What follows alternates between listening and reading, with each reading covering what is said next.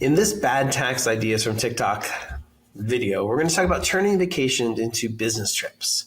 First of all, though, a disclaimer, this is not tax or legal advice. Everyone's situation is different, so talk to your own qualified professional before acting on anything you hear in this video. So the pitch you might have heard is you can go to Disney, talk business for a few minutes, and then write off the whole trip. But the reality is, if that worked, everyone would be doing it. The truth is, yes, you can deduct travel expenses when they're directly tied to your business, but the IRS rules are very specific. You can't just sprinkle a little business on top of a family vacation and make the whole thing deductible. This is what I sometimes call fraud with extra steps. When people go through elaborate motions to make something look legitimate or convince themselves that it is legitimate, when underneath it's still not. Under Section 162 of the Internal Revenue Code, you can deduct ordinary and necessary expenses while away from home for business purposes. But under Treasury Regulation 1.162-2B, the key question is whether the trip was primarily for business or primarily personal. If the trip is primarily related to your trade or business, your travel expenses to and from the destination can be deductible. If the trip is primarily personal, those travel expenses are not deductible, even if you talk a little business while you're there. In other words, if you spend 5 days in Orlando and you have one breakfast meeting about your business, that's not a business trip. That's a vacation with a business conversation. The IRS and the courts look at all the facts and circumstances, but the quantitative test, how much time you spend on business versus personal activities, is the most important. So if most of your days are personal, it's a personal trip. If most are business, it's a business trip. Now, qualitative factors like the importance of the meetings or how necessary they were can matter in close cases, but they almost never outweigh the numbers.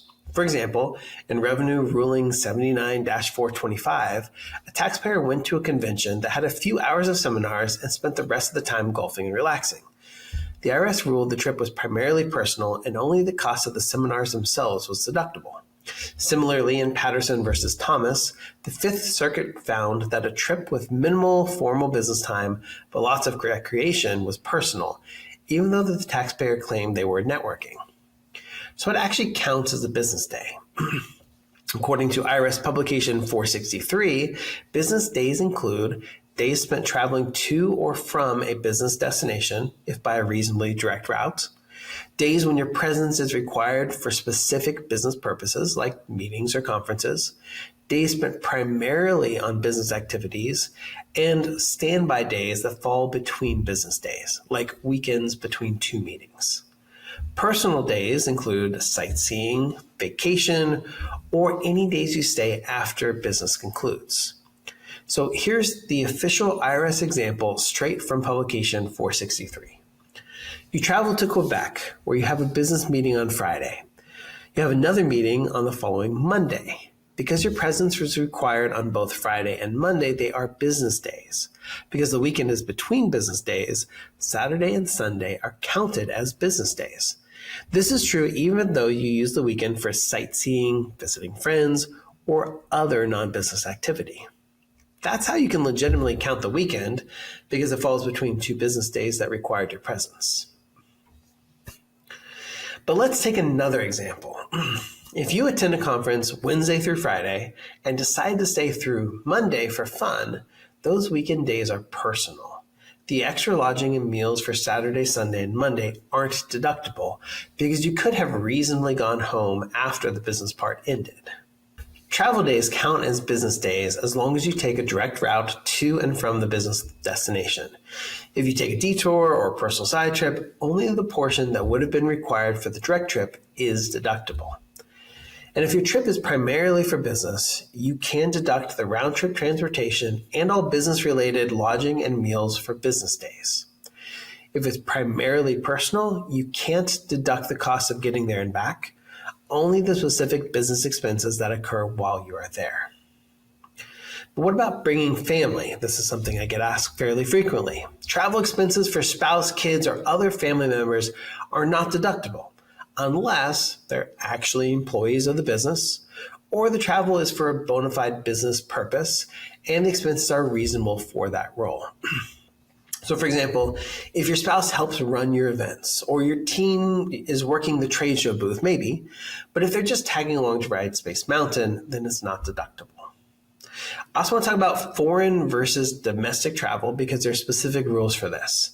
And if you're traveling outside of the US, if you're traveling inside of the US and the trip is primarily for business, the full cost of transportation to and from the destination can be deductible, but you still need to carve out personal days. But for international travel, under Code Section 274C, the IRS adds extra scrutiny. You can only deduct the full cost if the trip is less than 1 week or at least 75% of your time was spent on business. Otherwise, you have to allocate your expenses between business and personal days. With all of this travel, know that documentation matters a lot. You need detailed records to support any deduction under Section 274D. You're going to need the dates and locations, the business purpose of the trip, who you met with, and receipts or itineraries to prove it.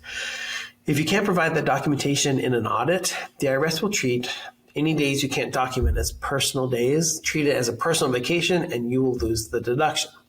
So the bottom line is turning vacations into business trips makes for catchy TikTok content, but the IRS has seen this play before, and they've ruled against it again and again. You can only deduct travel if the primary purpose is business, you spend the majority of days on business, and you keep meticulous documentation, and you're not trying to include personal and family expenses.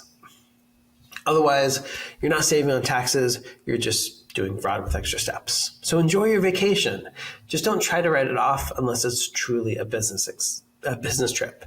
Now, that doesn't mean you can't have fun on business trips. You absolutely can. It doesn't make them not deductible. But what I'm saying is keep your vacation, enjoy the vacation. Honestly, a vacation where you're focused on that and recharging is probably way more valuable than the small tax deduction you would get by contorting yourself to be able to count it as a business trip, especially if you're not doing it the right way. So bear that in mind as you're deciding these things. Hope this helps. Take care.